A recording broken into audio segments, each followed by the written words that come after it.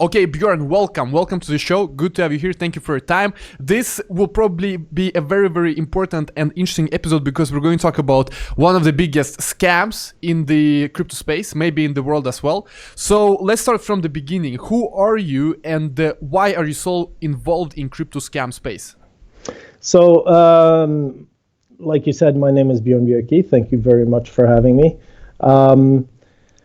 I got involved with cryptocurrency and Bitcoin, especially back in 2000. Well, I was nibbling on it in 2012 and then seriously in 2013.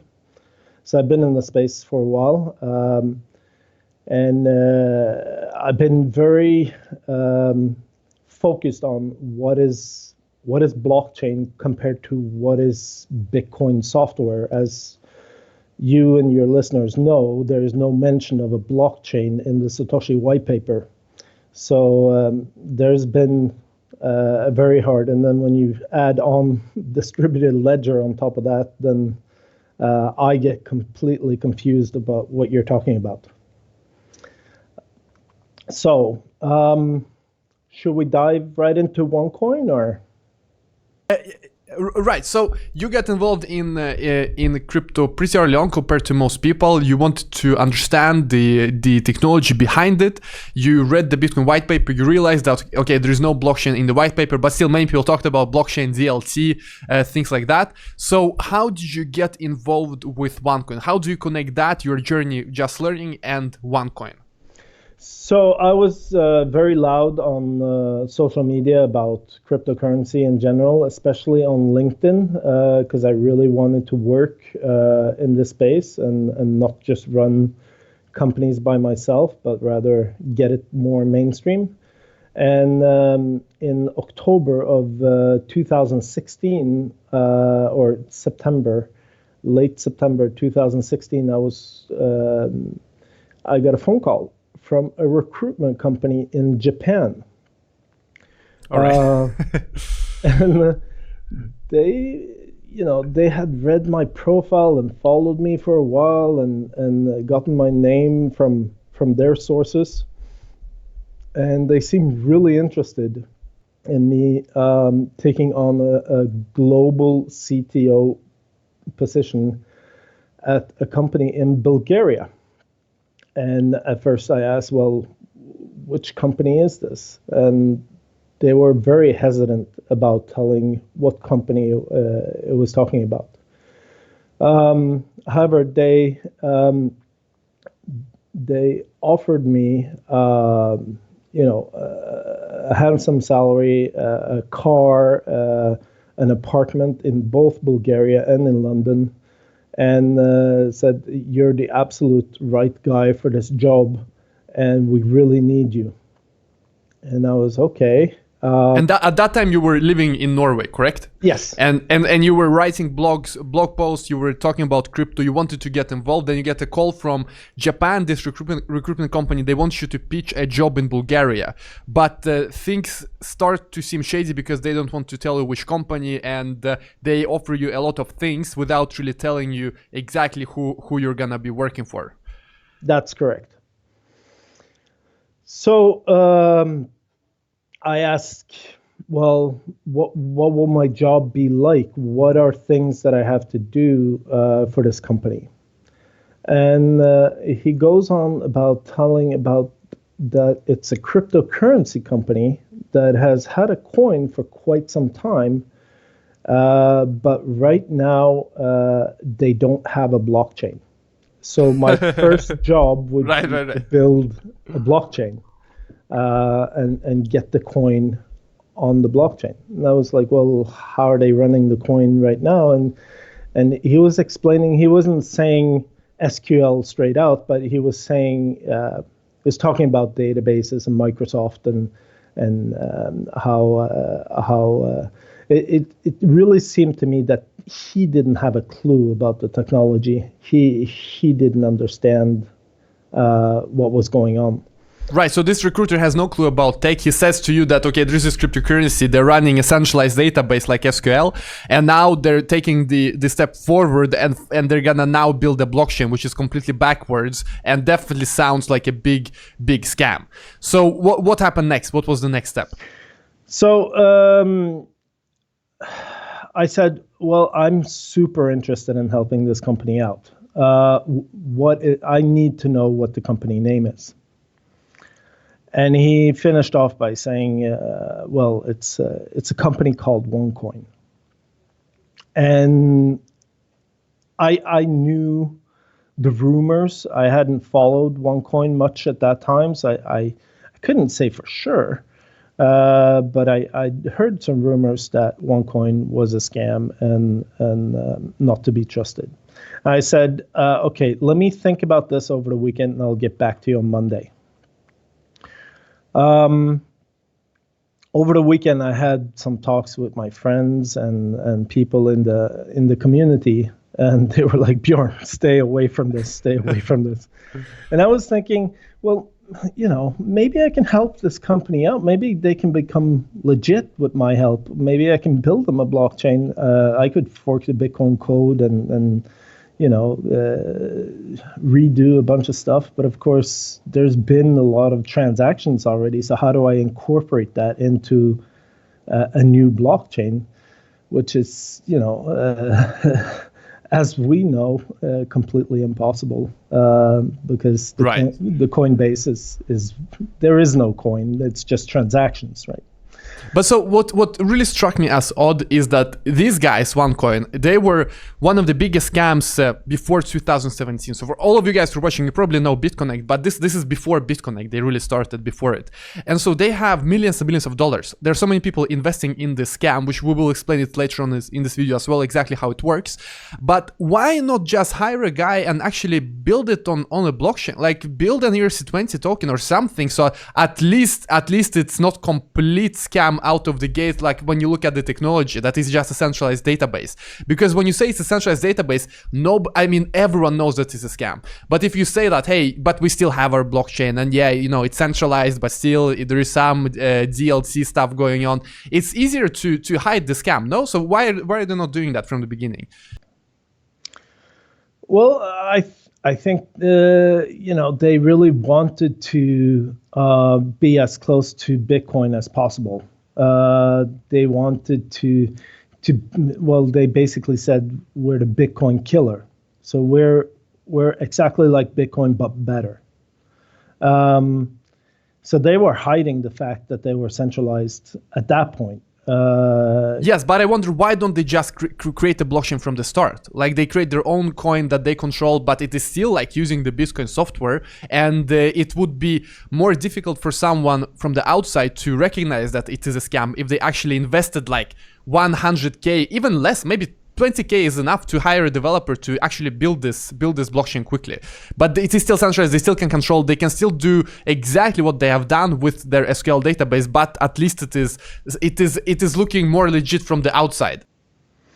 Well, you got to remember the community back in 2016, before the big 20,000 in Bitcoin and before the biggest hype that we've seen so far. So there wasn't many developers out there. It wasn't like you could just go to any consulting house and say, give me your best blockchain developer. Right now I'm working at one of Norway's biggest consultant companies, and I'm their top guy on blockchain, and number two is right. I do most of my work is teaching. Yeah, so I can recognize that in the past it would be difficult to get a blockchain developer. So instead of even deploying some kind of coin, they just said, okay, we're gonna do a centralized database. It's a token that we're gonna pretend is decentralized, but it's not. We're gonna say we're the Bitcoin killer. Then finally they thought about, okay, maybe we should hire someone to actually build the blockchain, and then they tried to hire you. So actually, two other people in Europe have contacted me and said they were also approached by the same Japanese recruitment company. So there were a couple of us. I suspect there were more than the three of us, but those are the three that I know about, myself and the two others. But I really felt that they were trying to offer me the job, and Monday morning I decided to call back and say, no, I'm not going to do this.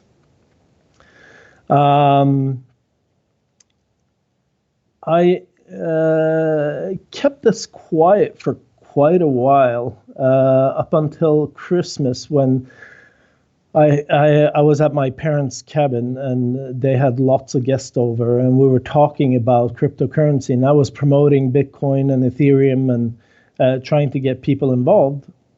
And one of the people there, I remember distinctly saying, I'm never going to get involved with crypto because there's just so much scams out there. Right. This is the number one hindrance of crypto going mainstream. And that worried me a lot. What can I do about that as a community member? And also we need to remember how big it was. Even in Sweden and all across the world, people were involved in OneCoin in one way or another. And actually, an important thing to mention is that mostly people who have no clue about crypto, because OneCoin guys, they don't target crypto audience. They don't want people who actually know what they're talking about. They only target people who are outside, they have no clue. So when you are within the crypto community, sometimes you don't recognize how big these scams are because you never hear about them, because they never try to advertise it to you. They never go after you. But then you see these conferences and these events and these gatherings that they have, kind of like BitConnect conferences as well, we saw in 2017. And there are thousands and thousands, if not millions of people worldwide. Well, you're touching on the biggest criticism that there is to OneCoin. That is an email that was posted in one of the FBI files that have now been made public between Ruja and Sebastian Greenwood, where Ruja says, please do not go after tech-savvy people. They're too smart for this. We only need to deal with idiots. And to clarify, who is Ruja for people who don't know?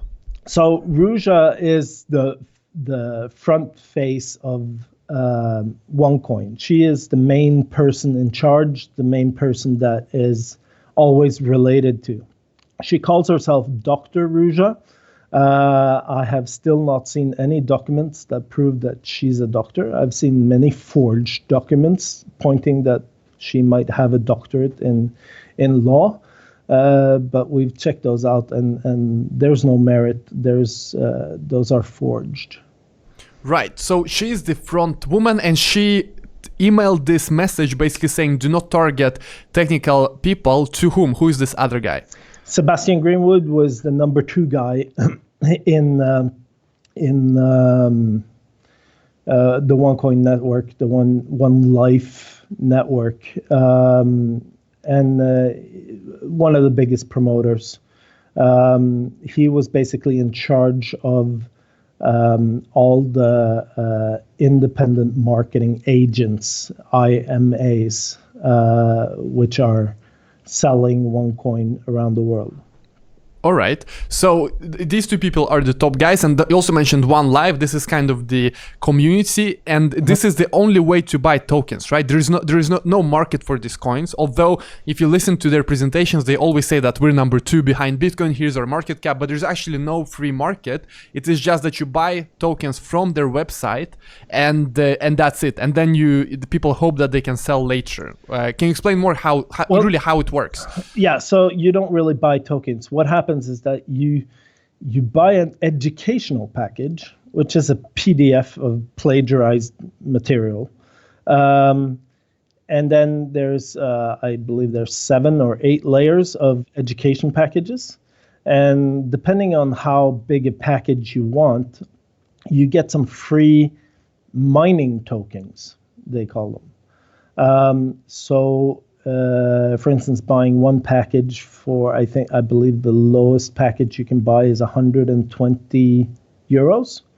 and you get one educational package and some mining tokens. These mining tokens you have to set into the mining system, and you wait for about a month and a half, I believe, and then you get OneCoin from that. So most people weren't even interested in the educational packages. They just wanted these mining tokens. Right, and the educational package is only there, sorry to interrupt you, but I think it's only there to basically say, but you didn't buy tokens, you bought the educational package. So we have no responsibility about tokens. I mean, we're selling education. We're an educational company, not a token company. And it's, talking to different members of One Life, nobody's read the educational package.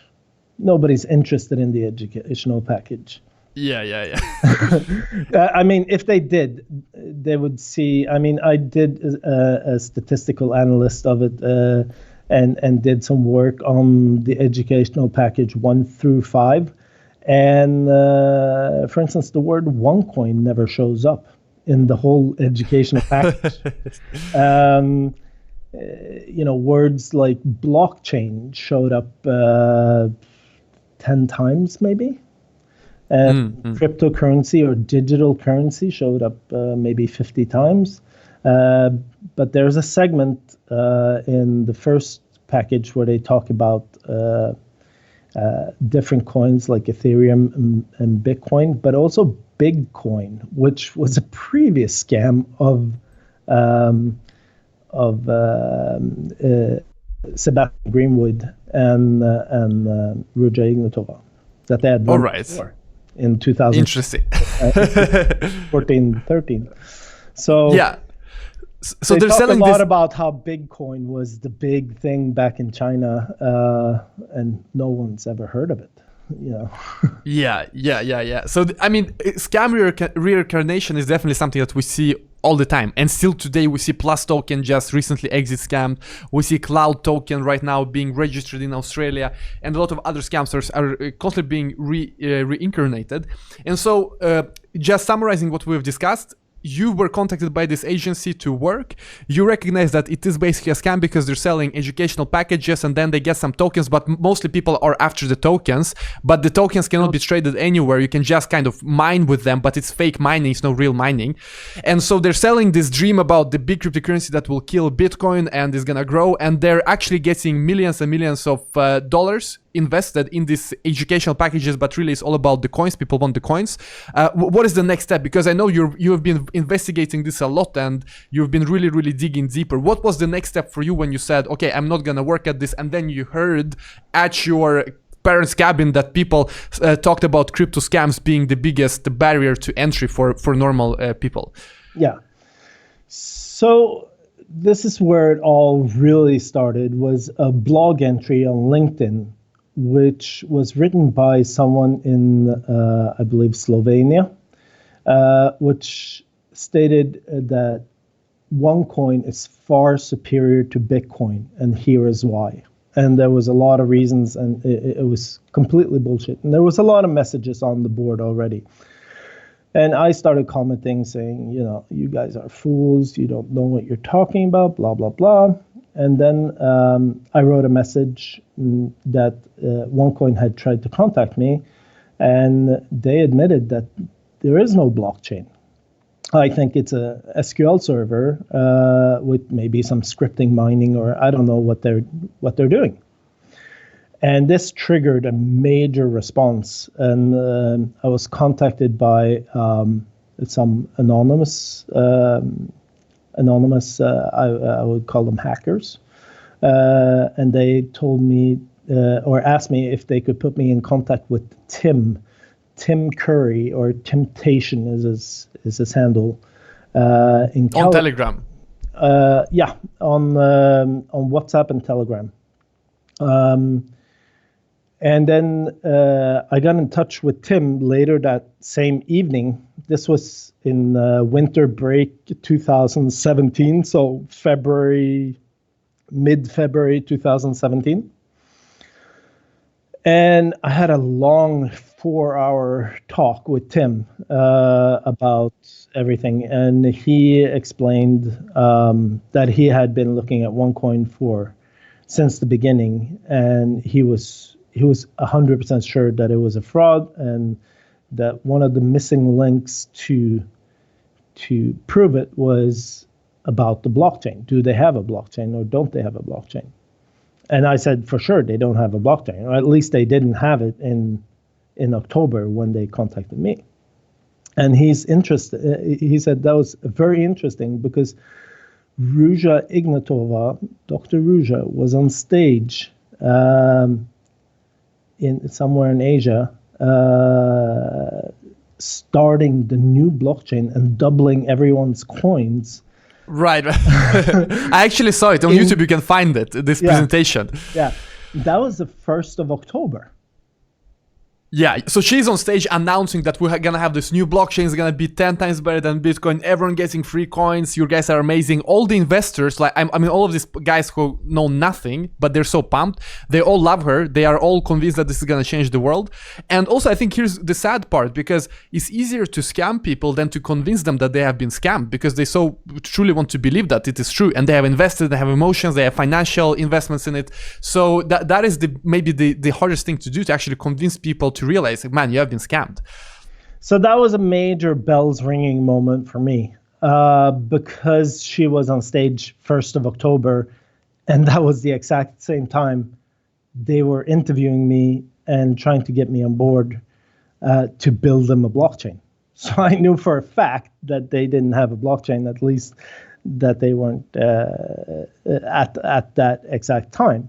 And if you look at the video, and especially pay attention to Ruja's body language, you can tell that she is lying out of her teeth, and she's afraid of getting caught. And you can totally tell it in her body language. And just for reference, guys, I will try to find it and put it in the description so you can see when she announces the blockchain, when it's not even there, and they only then reached out to Bjorn to build the blockchain. Yeah. And this is really funny too, because she says, and you should put this in, that she is mining the Genesis block. All right. Pronunciation, right. Genesis block, but she's like Genesis. So this was a major thing for me, and Tim had already some contacts with authorities, and he asked if he could give my name to the authorities, and then I was basically contacted by German police and flown to Germany to talk to them about it. Sorry, I think it's important to highlight here that it is truly international, and I know in Sweden many people are involved. We're involved, at least as investors, believing in it. Germany, you also had this BBC podcast, which you can also guys find in the description. You had this guy from Africa creating a whole song about it, so it was truly worldwide. And I think law enforcement was involved in many countries, but the one that you got in touch with was Germany. Yeah. So in my self-protection, I also reached out to the Norwegian financial police, and they helped me sort out information to other authorities around the world. So it became very closed at that point, and that's the reason why I'm sitting here today. Is much of this information I haven't been able to talk about because it's been a closed investigation. And it still is at certain points. There's a bunch I can't talk about when it comes to authorities around the world. But what I can say is, this, Tim also at the exact same time was working with a promoter, IMA in Scotland called Jen McAdam, trying to convince her that this was a scam. And just to clarify, these local promoters are basically people who organize the meetups. They do community. They spread the OneCoin scam in the region, and they're kind of being ambassadors for it. These are this independent marketing. What is called marketing ambassador.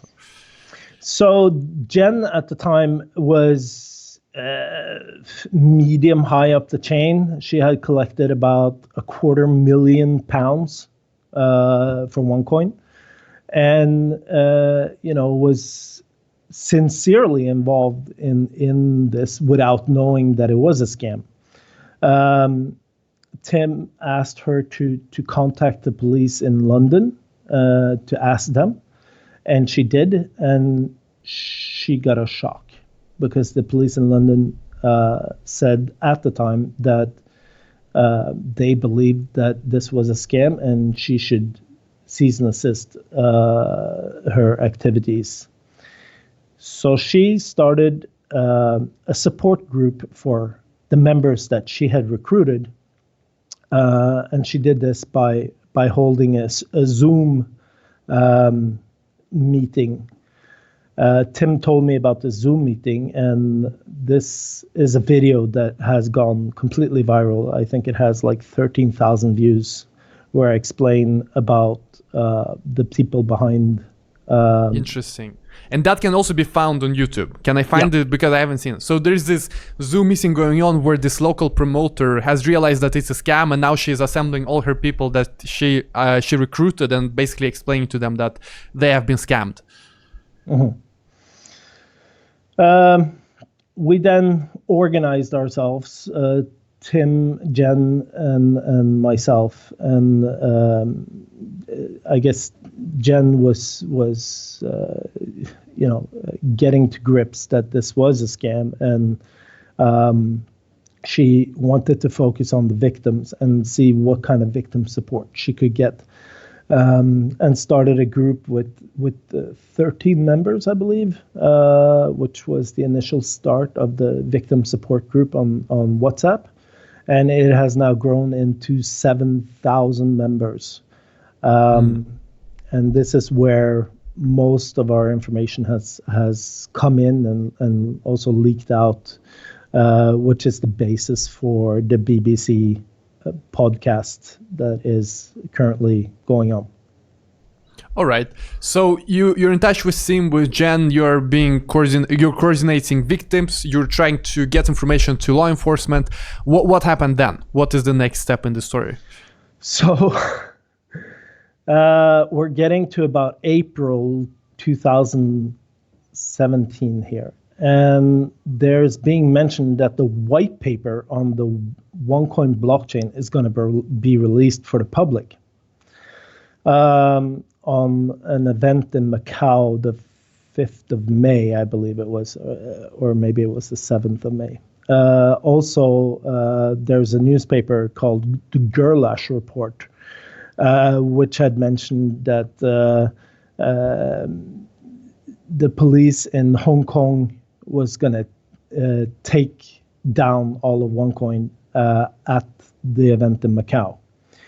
So there was basically two major things happening: the white paper and the takedown of OneCoin.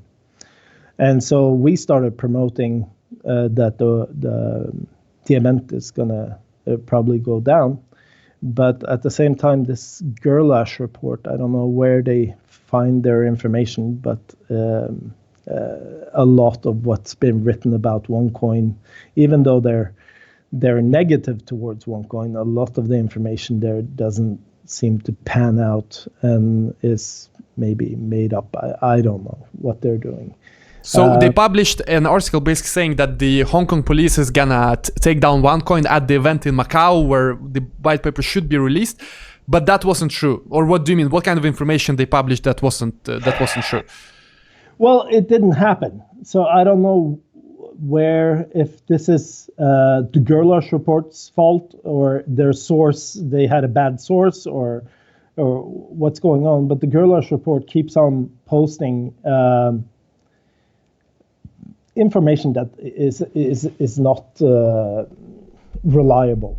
Right, and that is about the police, that nobody really came to Macau to arrest the OneCoin organizers. Exactly.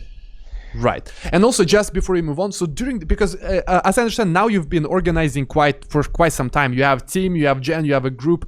Don't you hear anything from OneCoin? They don't try to shut you down. They don't try to offer you money to shut up or do something and not expose them anymore. Because obviously, if they are bringing in millions, they can give you 1 million and then you're happy, they're happy. And they didn't try to do that?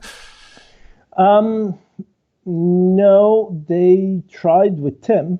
They offered him some money, but Tim said, "No, this is too big, and you can't afford shutting me up." Right. They didn't try with me because they knew that I had spilled the beans. Blockchain is the key here to proving that it's a scam. And there's no way to go back on it. I cannot, go out and say that, I was mistaken. There was a blockchain after all. Yeah. This would be disproven within minutes. So basically, we kept on spreading the message, and we get a hold of the OneCoin white paper, and. In the first line of the white paper, it says, blockchain. The word coined by Satoshi Nakamoto in the white paper, Bitcoin peer-to-peer. Yeah. And there is no such mention. Yeah. No, that word does not exist in that paper. So I didn't even want to read the rest of that white paper. I was like, oh, this is complete bullshit. So, we kept on going, but we were getting pressured, especially this one guy in Edmonton, Alberta. I'm not going to mention his name, but he was making videos trying to expose us and trying to make up stories around Tim and myself. And Jen and he was an investor who tried to protect his investment, or he was part of OneCoin core team? I believe he was an IMA, but because he was so aggressive, I think he got on the payroll for OneCoin. So there's plenty of YouTube videos out there, especially criticizing me for saying that the OneCoin event is going to be canceled in Macau, which I was just relating to the Gerlach article. So I suddenly found myself getting sued by OneCoin. Interesting. Jen got sued, and Tim also got sued, but he got sued through another connection of OneCoin in the US, because OneCoin does not have an open web page. It got closed in the US. So there's several other connections in the US that are connected to OneCoin. So he was sued by one of their subsidiaries, if you can call it that. But they did not try to threaten you. It's not like they gave you threats or physical damage or people showing up at your house or anything like that. Just they were quiet and then suddenly a lawsuit. That's it, up until now. So there were threats. There were a lot of threats. Not directly life-threatening threats, but a lot of we're going to find you and we're going to have our way with you, stuff like that. So I ended up moving apartments, not once, but twice, to hide myself and make sure that, nothing would happen to me or my closest people. So I live at a hidden address right now because of this. So it hasn't been easy by any means, and the amount of time we have spent on this, tracing down leads and tracing down the right information has has taken a toll. I can imagine, because I remember we met in 2017, and already then you were talking about that you're working with exposing OneCoin, and you sent me some material, and that was, I mean, over 2 years ago, and still you're working on this. So yeah, I can imagine that it's taken a lot of energy, time, and also personal worries, and of course money. Like I can imagine you spend money on this as well with lawsuits and all of this. But you get the lawsuit. What happened then? What is the next step? Well, I get into a very bad situation with my my law firm, as they had represented or written a testament to OneCoin at a very earlier stage.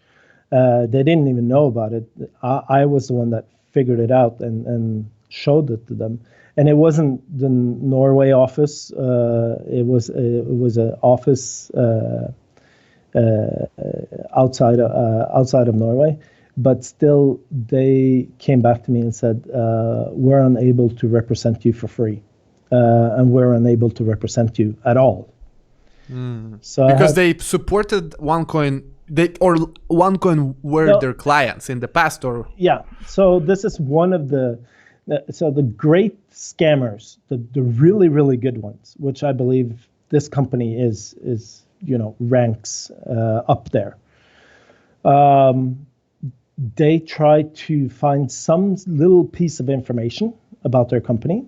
In this case, it was the educational packages, and they go out to thousands of law firms all over Europe, and probably all over the world, and say, "Can you read this educational package and tell me that it's sellable? Is it legal to sell?" All right. And law firms, they'll take their $1,000 to read a document and say, "Okay, I read the document. It seems like there's some educational knowledge in here, and here you go. Here's a piece of paper from us saying that this is educational material."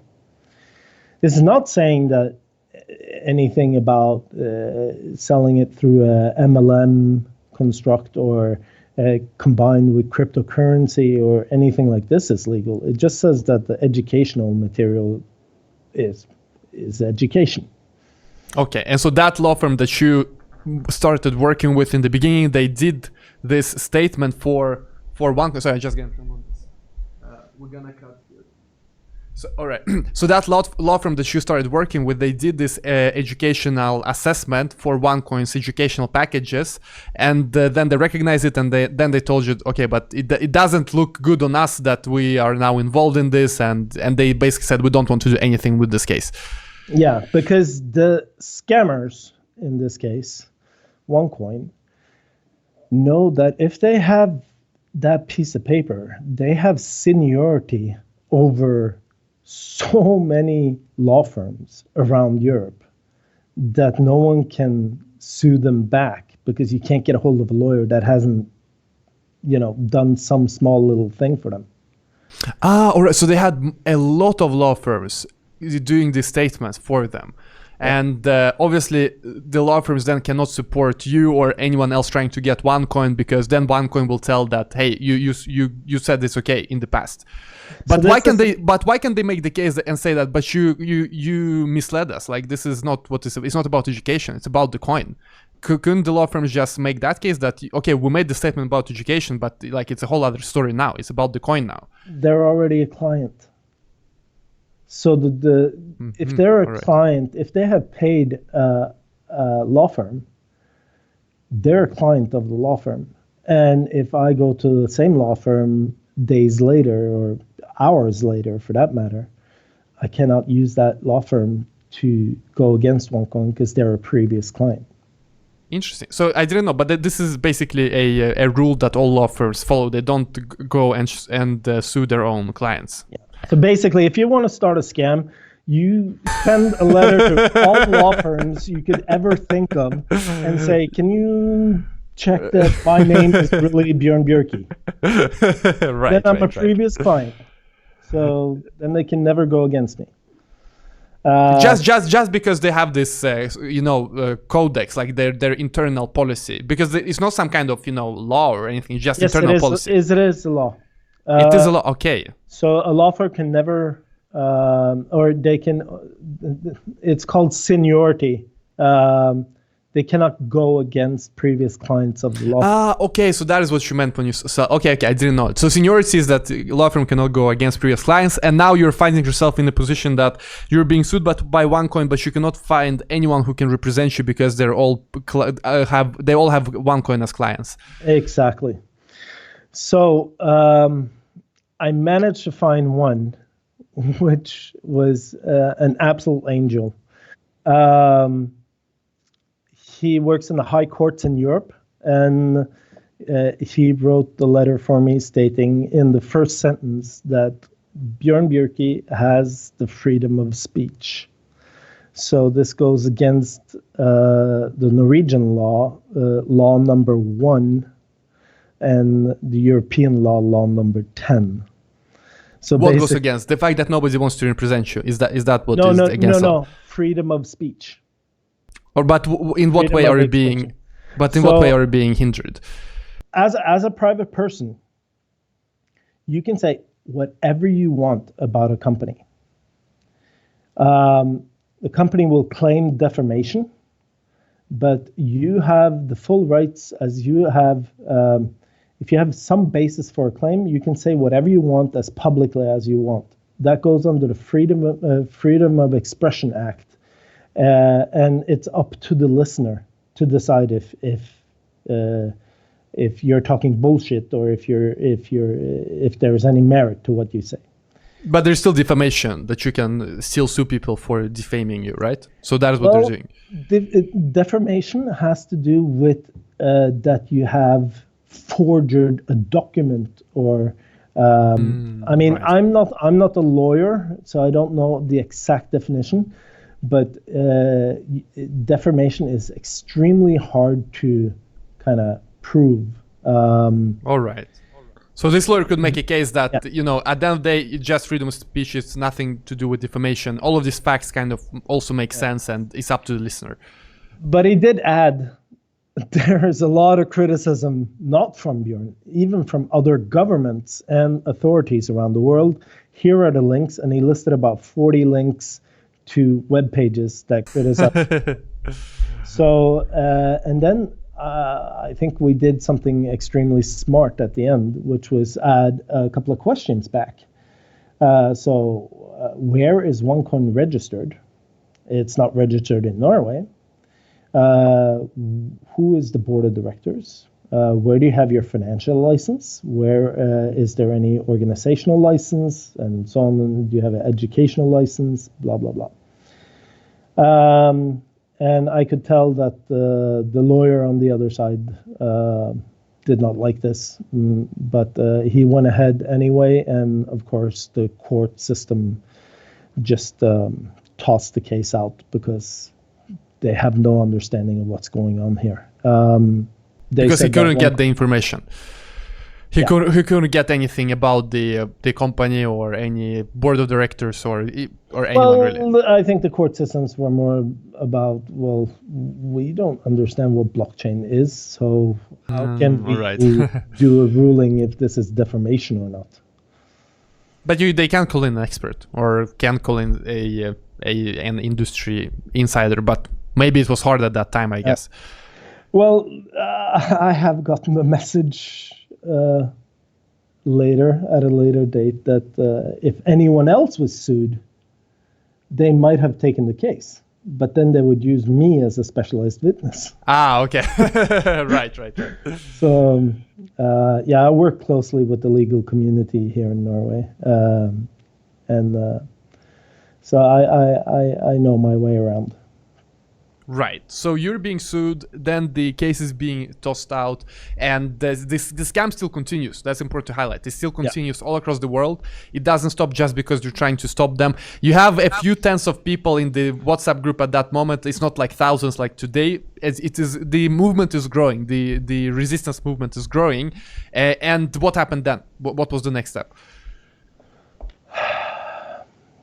Well, I was I had many other interests and especially working with blockchain. So I kind of put the case aside for a while and started to look at a job in Switzerland, specifically at the EY, Ernst Young in Switzerland.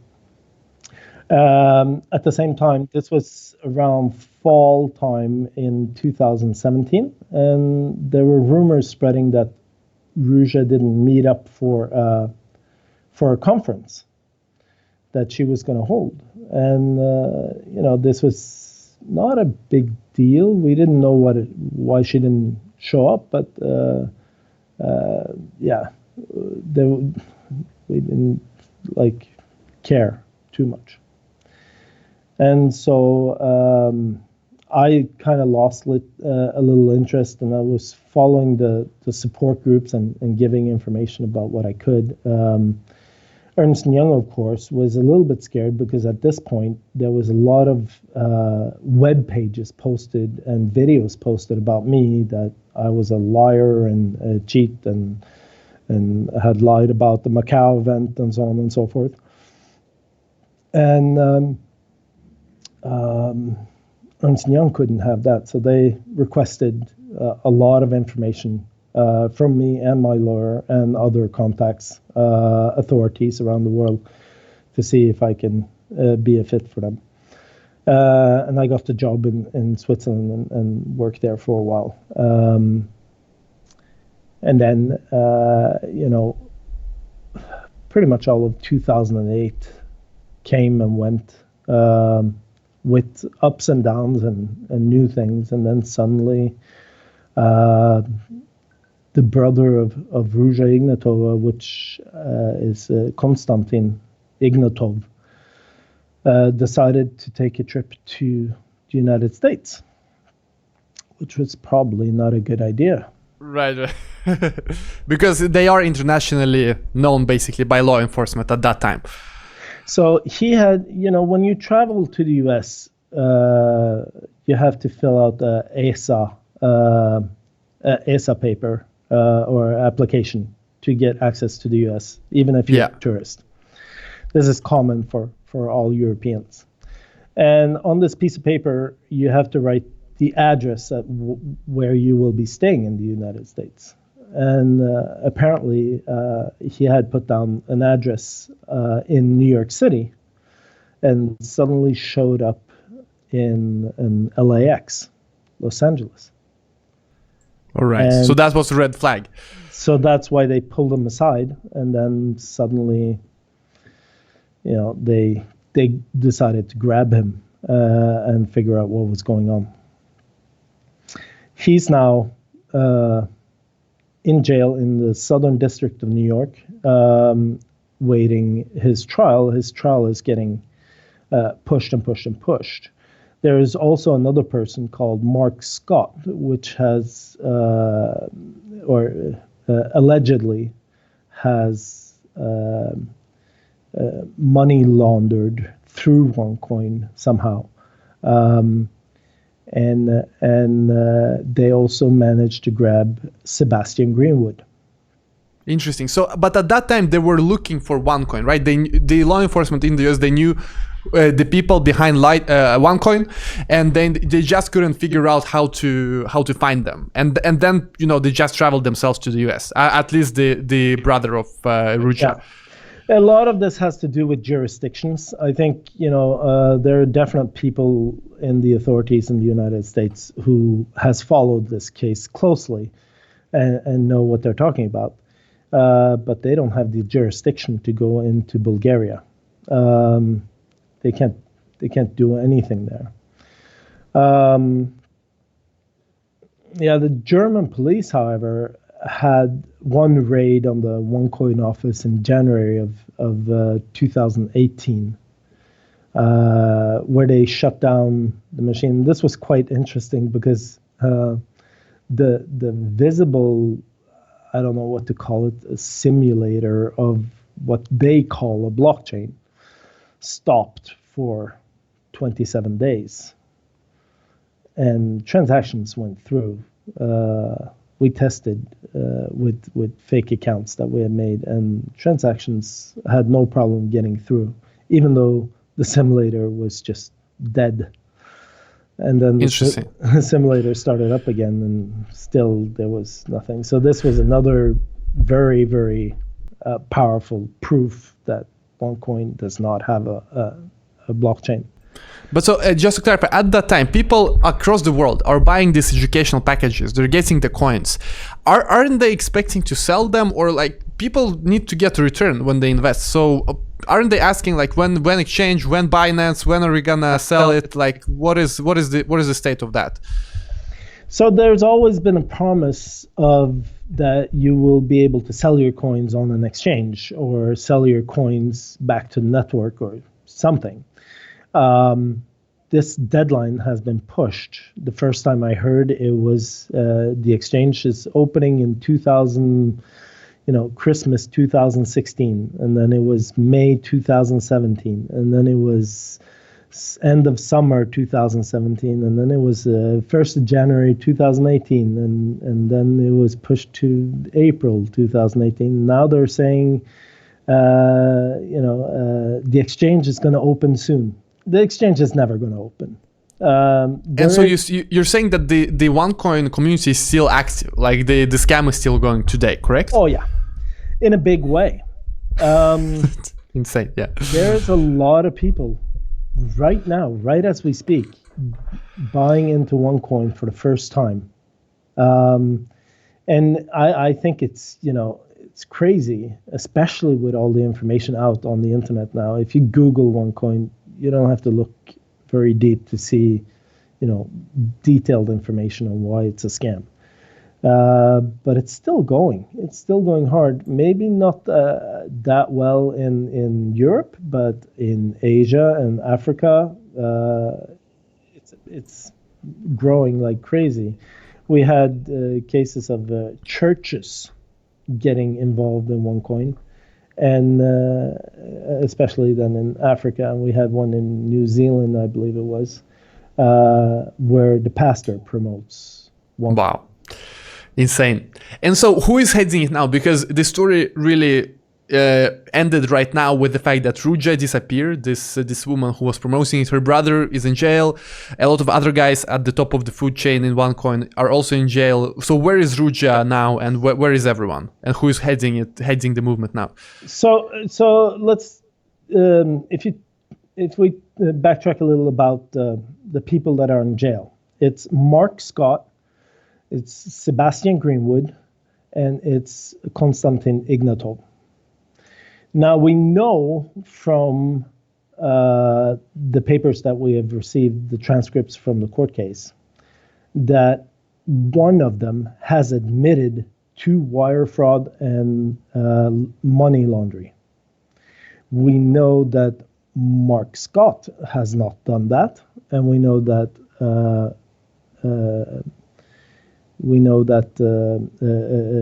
Ignatov. His name slipped my mind here. Konstantin, right? Yeah, Konstantin Ignatov has not admitted to this. So that leaves one person that we don't know, and we know that there's one that has admitted to being a fraud. All right. And that is Sebastian Greenwood. So, yeah, it'll be interesting to see when. But I think what stands out with this scam is that they're doing fiat to crypto scam. Like, you need to pay in fiat, which means that it should be easier to track them down because they have bank accounts, they have banks either helping them or just not knowing what is going on. It's not like a scam that only accepts crypto and you get like BitConnect tokens or whatever. This is a scam that must be coordinated on a bigger scale with banks on board. Yeah. So there's a big network of anonymous people helping us, the three of us, Jen, Tim, and myself. And one of the things that has been a big focus is shutting down bank accounts.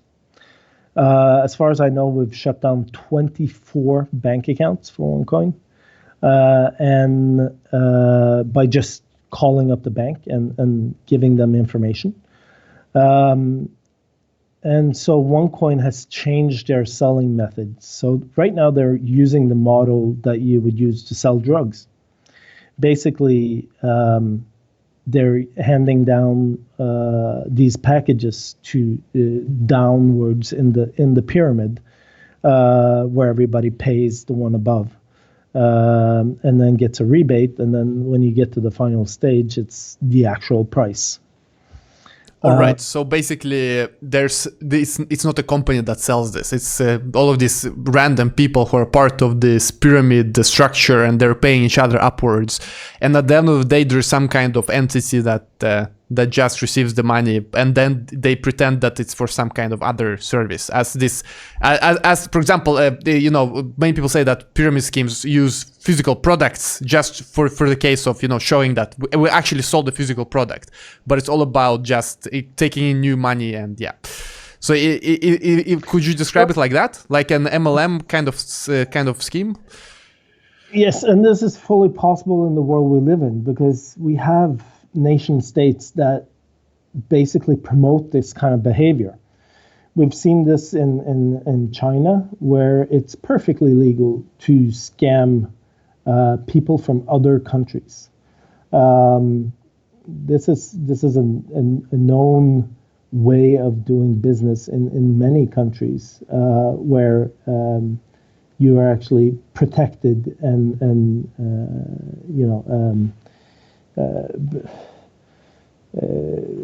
you get recognition from the government if you're able to scam something that doesn't hurt your country. Yeah, as long as you bring the capital into the country, I guess they're happy, and you pay tax. It's all perfectly fine. Yeah. So it has connections to China, or like, how do you mean this is this connected to China, or is it only Bulgaria? What is, like, I'm trying to get an overview, because there are so many parts of this. There are the banks that you're calling, you're shutting them down, but still this whole system continues to work, and you have this MLM structure with different people selling it to other people, recruiting. So how can you kind of describe the whole organization as of right now, as you understand it? Well, the higher you get up, the more diffused it gets. So, I mean, they have entity in Belize, which was shut down. The Belize government doesn't want anything to do with OneCoin. They have lots of entities in the Arab states. They don't really have anything registered that I know about in Bulgaria. They just have their main office there, but I don't believe anybody's at that office at this point. And of course, they've had massive success eastward in Pakistan first, and towards China. And I believe they have a major success in the Chinese region. Thailand and Indonesia, those places too are affected.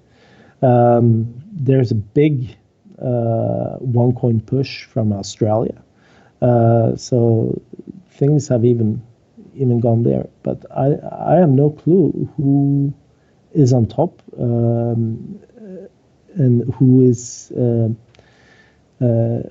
receiving the end result here. From all I can see, it's Ruja, and then I have my conspiracy theories on top of Ruja, what's going on there, which I'm not going to get into. Oh, all right. So we don't really know who is behind this, but Ruja has disappeared. 3 guys are in prison in the US. One of them admitted that he has committed money laundering. He was part of money laundering and wire fraud, scamming, and all of this is still under the development. So what else? What else is happening, and has anything happened since then? Well, the podcast that BBC has released is telling the full story. In layman's terms, which is one of the reasons why I wanted to come here today and talk to you, because here we can talk a lot more technical. Right.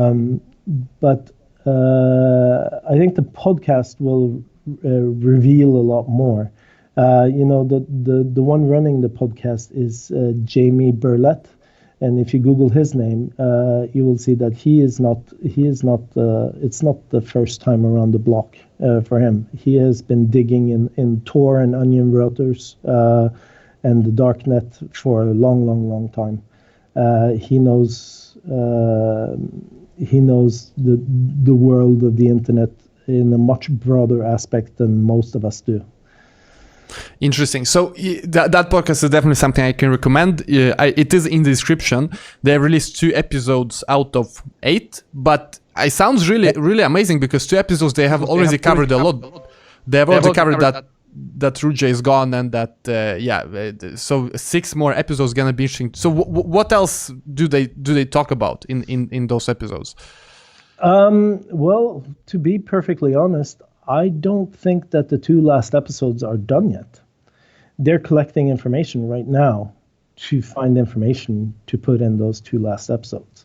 So this podcast is definitely a dynamic thing, and everything can change.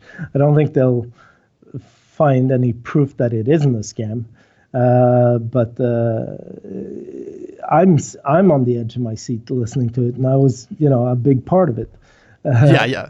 So it's really exciting how they put all this together, and they will be talking about, one thing that we haven't mentioned is the deal shaker platform, or what I call the shaky dealer.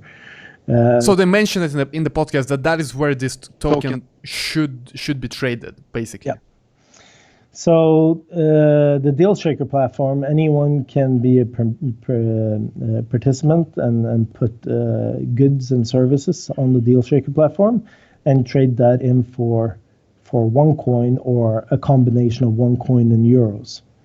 But when I went into it, I was one of the first advertisements on the deal shaker platform was some bed sheets from China selling at 200,000 euros plus some OneCoin.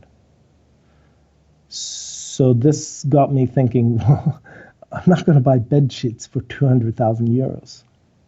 You can buy a house for that.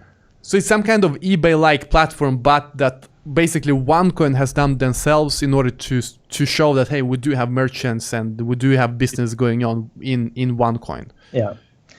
There's also a push from the OneCoin network to make artificial traffic to the website. I see in information coming out of the OneCoin groups still promoting the network. They say, go visit DealShaker 50 times a day so we get traffic. So it looks like the website is visited a lot and so on. So this is, it's all fake. The whole. I mean, as a One Life member, and you have to see that what's going on here. When your promoters are asking you to lie, basically, cause traffic and do all this extra stuff to try to make your coin legitimate. Yes, I know you have an investment, but please. Come on. Yes, but as we said, it's easier to scam people than convince them that they are scammed, and they will never convince themselves. So unfortunately, that is the case. But what is next? Like, what is next for you? What is next for OneCoin? Like, what do you have any news? What they're planning, and what are you planning? Or are you're finished with this whole story now that the podcast and this episode is out? Well, the podcast is growing in popularity. Yesterday, it was the top 10 podcast in the UK of all podcasts on iTunes. So that was, the Joe Rogan Experience was in 9th place. So wow. that tells you how many people are listening to this. We've talked internally that there might be follow-ups after the podcast is fully released. This could be anything from having a world tour with talks, or making it a book, or we've often talked about this should be a film, because Especially Tim, Jen, and I have said many times, this is more exciting than watching TV or watching a movie. Right. And it's, I would suggest if I knew what I was getting into in the beginning, I would never do it. It is addictive, and it is, it's really tearing on my health, sitting up late nights and working on this. And it never stops. It never stops. I think, I don't think OneCoin will ever shut down. I think it will always be around in some dark corner of the world. And we won't, we won't get rid of scams like this. But I think information to people is really important. It's important to know what's going on in the world, and to be to not be gullible, to be educated. And if you're going to invest in cryptocurrency, you should have some basic understanding of what a blockchain is and how it works. If you don't have basic understanding of cryptocurrency and blockchain, don't put your money into this. Don't. Of course. And scams always happen when there is a new technology. So when internet came around, there were many scams there, and we saw a whole bubble. The same with crypto. But with crypto, it seems that they keep coming back, because I think it has to do with money. So people are even more easily fooled, especially because it's so easy to tell them a story that sounds good, but there's no way to verify it for somebody who is not technical. All right, Bjorn. I think also the reason why it never will shut down is because it's so global. It's not like one entity. It's a whole network of entities across the world, and it's not clear exactly who to go after and who is really responsible. And Ruja is still under the water. We still don't know where she is, right? As far as I know, we have no clue where Ruja is. I mean, she is on the FBI wanted list. So she is formally charged, but not to her face, because no one can find her. However, Jamie Burlett says that there might be information in the podcast about where she is. And interesting. Yeah. Interesting. Yeah, it seems like they should have good tracks of her, because they're so intriguing with the podcast. They're saying like we're going on this journey to find her, so they need to have a lot of interesting information, otherwise they wouldn't promote it like that. If they're just like, yeah, we went to Bulgaria, she's not there, and that's it. And I listened to the second episode right now, so they are in Bulgaria. They're checking out her house and her boat, but there are some weird people. It starts to get scary with mafia and stuff, so it seems to be serious people involved at the end of the day. But you haven't faced like any physical threats since then, or you're constantly getting them? It's so far purely been cyber warfare. So fighting blogs, fighting videos on YouTube. And journalists are approaching me on all different channels. Before OneCoin, I knew about WhatsApp. Now I know Telegram, Signal, other underground chat methods, a lot is evolving. I would say that if anyone would like to get a hold of me, LinkedIn is probably the best way to get a hold of me. And so if somebody watches this and they are part of OneCoin and they now realize it's a scam, they should contact you, or they should do something else? What should they do? Oh, definitely reach out to me, and I can pass your information on to the right person. I think I know all the points of contact. So please just connect to me on LinkedIn and send me a text over LinkedIn, and we'll take it from there depending on what your inquiry is. Perfect. Bjorn, thank you so much. Guys, you can find all the links in the description, and this was fun discussion, and hopefully we can bring more awareness. Thank you so much, Bjorn. Great. Thank you, Ivan.